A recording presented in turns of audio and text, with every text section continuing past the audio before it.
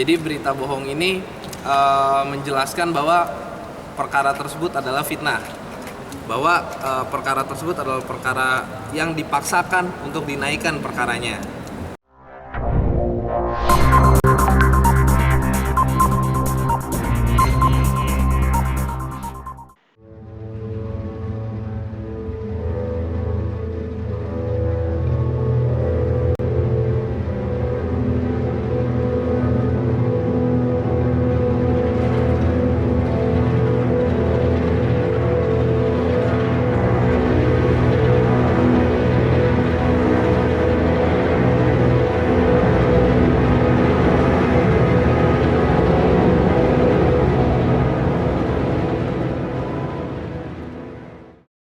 Kasus penyebaran berita bohong melalui media sosial.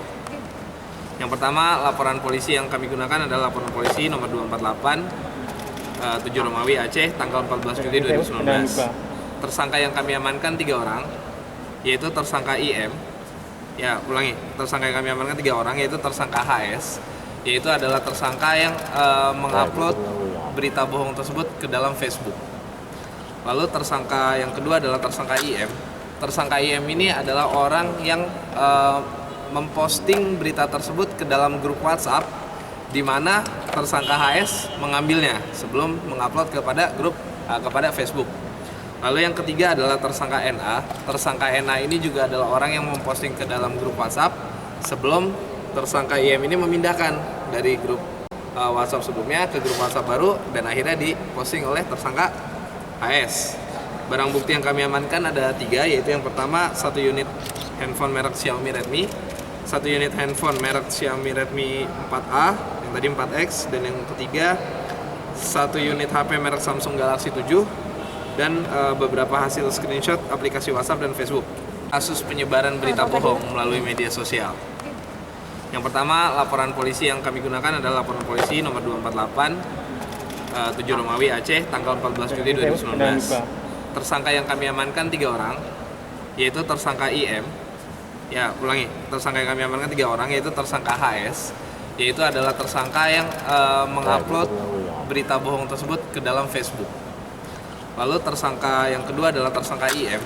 Tersangka IM ini adalah orang yang memposting berita tersebut ke dalam grup WhatsApp, di mana tersangka HS mengambilnya sebelum mengupload kepada Facebook.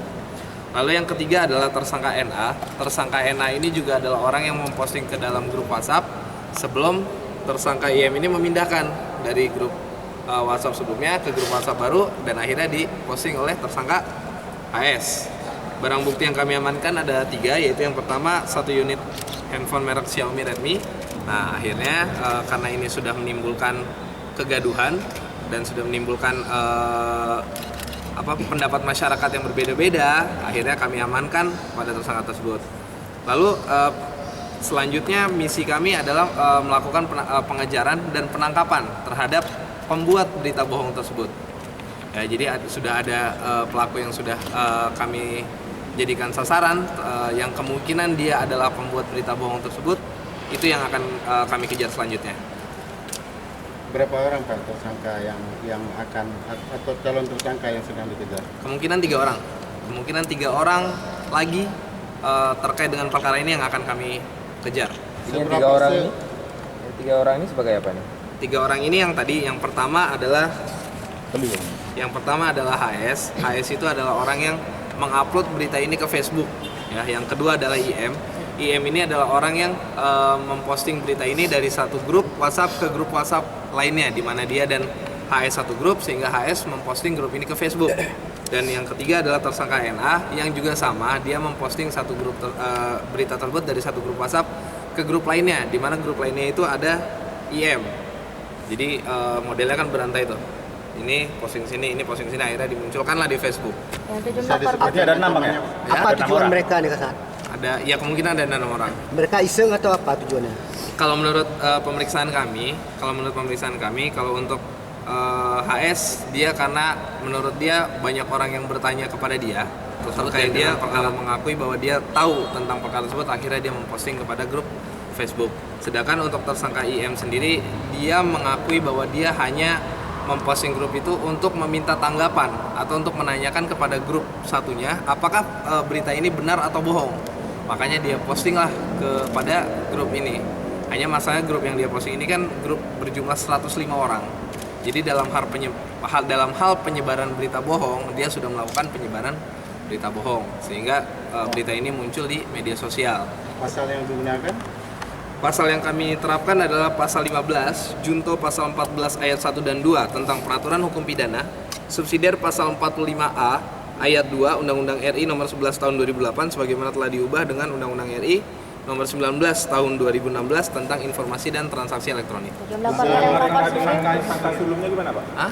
Hubungan mereka dengan tersangka sebelumnya? Tersangka apa tuh? Tersangka yang Antar sesangka. Tersangka pesantren itu. Iya. Jadi kalau hubungan mereka ada dengan tersangka pesantren itu kemungkinan tidak ada. Hanya dugaan kami pembuat berita bohong itu adalah salah satu dari Komunitas LGBT. personil pesantren tersebut. Pak, Ya, antara pengurus atau guru atau alumni. ya dugaan kami seperti itu. Pak, seberapa terganggunya proses penyelidikan sebelumnya atas kasus ini? Proses penyidikan, jadi terkait dengan penyidikan pesantren di Panggoy itu kan adalah hal yang sensitif ya, karena itu kan bersentuhan dengan masalah agama. Makanya kepolisian harus meluruskan dan menjelaskan tentang bahwa proses penyidikan ini dijalankan berdasarkan alat-alat bukti. Jadi ketika ada orang yang membuat kabar seperti ini, itu akan membuat masyarakat semua akan akan tergiring opininya, dan ini justru sangat mengganggu proses penyidikan. Dan kami juga dari kepolisian menjelaskan dan menggambarkan kepada masyarakat bahwa penyebaran berita bohong, meskipun ini di Loksmawe ini penyebaran berita bohong, sekecil apapun berita bohong yang disebarkan akan kami tindak sesuai dengan hukum yang berlaku. Ya, dengan kejadian ini seolah polisi telah tangkap itu. Ya, jadi mereka menggambarkan kalau polisi memaksakan proses penyidikan ini. Itulah berita bohong yang disebarkan oleh mereka ke media sosial. Di pengacara mereka yang tersangka ini buat penangguhan apa diterima? Ah, itu nanti setelah ini. Pro dan kontra terkait penetapan pasal ini atau dengan kanun ini bagaimana? Oh, itu nanti setelah ini. Ini udah selesai ya? Belum. Udah selesai. Nah, setelah ini saya akan